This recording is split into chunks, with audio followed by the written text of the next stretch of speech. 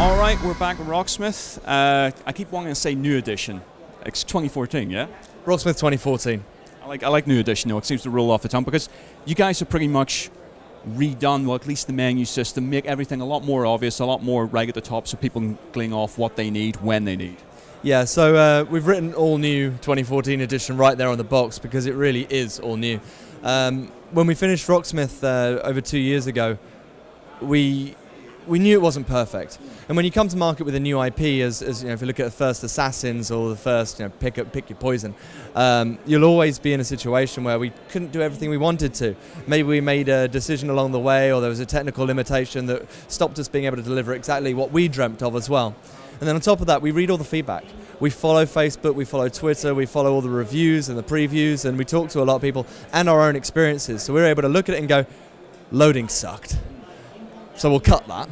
And the menus weren't much better or much help there either. So we'll revamp those and redesign them. And then right the way down to looking at the interface and saying, where do we fall short? You know, we knew that the spatial layout was good, and we knew that dynamic difficulty was something that really helped beginners and really helped people like get into it. But people wanted instant control. And sometimes people got lost on the notes. So we've integrated tab.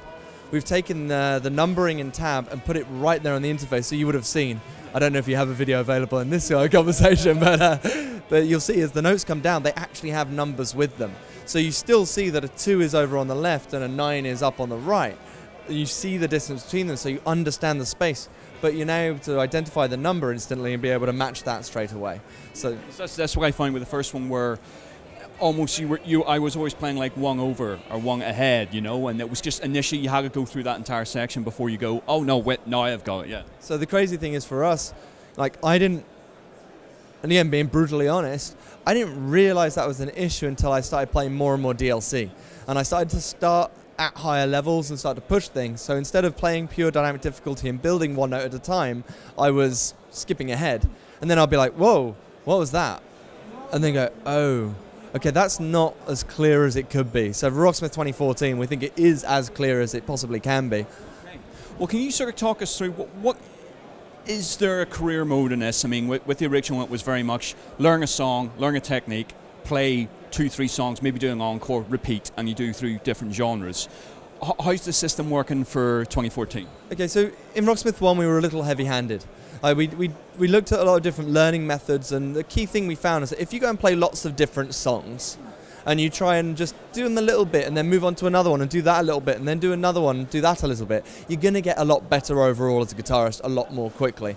But we were a bit heavy-handed. We kind of made you feel like you had to do it, and when you got to Nirvana, as you mentioned yourself, there's this moment where you go, I can't do that. I can't get the 60,000 points that were required to perform it. So we really looked at that, and we think the theory was good, but yeah, we're too much like forcing you. So for Rocksmith 2014, we wanted to say, you can play any song you want. So again, just like Rocksmith 1, nothing's locked. You can jump into any song you like straight away, except this time you choose. So although we'll suggest things, we'll recommend you start with this song because it's very simple to start with, you can choose whatever you like. Then once you're in that song, we have recommendations of how you'll get better at it. So if it looks at, like Nirvana had power chords, and if it sees you're about to get to power chords, it'll say, you should take the chords lesson. You should go and do that. You can ignore it and just play the song and just keep hacking away at it. Or if you're the other end of the scale, you might want to jump in and instantly you can change the difficulty. So whether that be on the entire song or just one section, you can go into Riff Repeater live and then make adjustments to your liking. Okay, well with that, I mean, we saw that menu system in play, but when playing it normally, the game will still adjust to the difficulty depending on how you play? Yeah, so the primary mode of learning a song is going to level you up if you're getting things right. This now we've really fleshed that out as well. So before it just looked at a global setup, and that was it. This time around, it looks first of all at a global setup of how you do first time when you enter a song, and that'll adjust starting levels. But then we look at how you do on the individual song.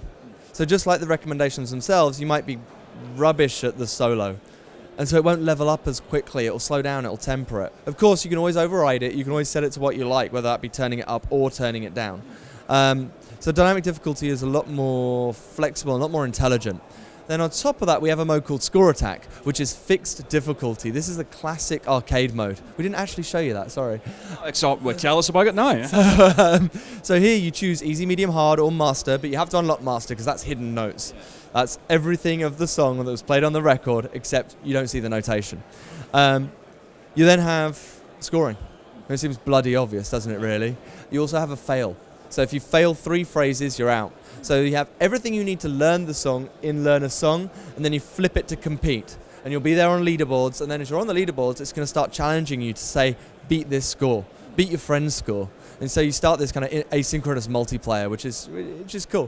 For me, I'm at a point where I can play some of the songs reasonably well, so I'm ready to go and try and get on the leaderboards and see if I can really compete, really beat some of the boys.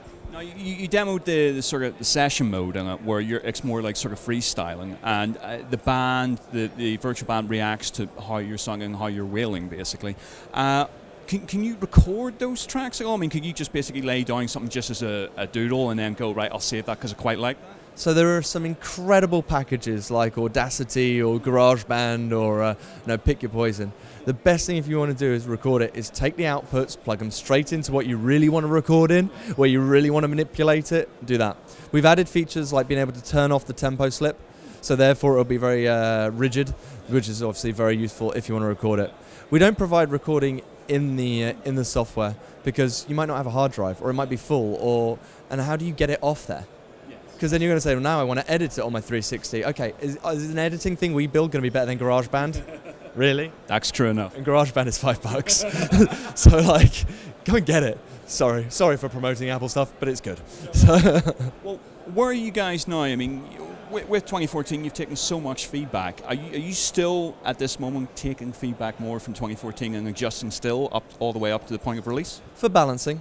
We've spent a lot of time, looking and playtesting and seeing how things are set up.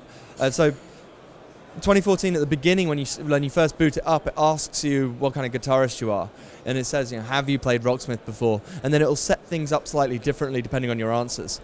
So we're still fine-tuning that and really trying to just nail down that perfect balance. And also being connected to the internet, like we did with Rocksmith 1, we can look for how we support, how can we adjust. The thing is, you've got so much control at your hands, we shouldn't need to.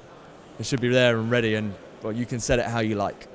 Listen, thanks very much indeed for talking to us. Absolute pleasure, sir.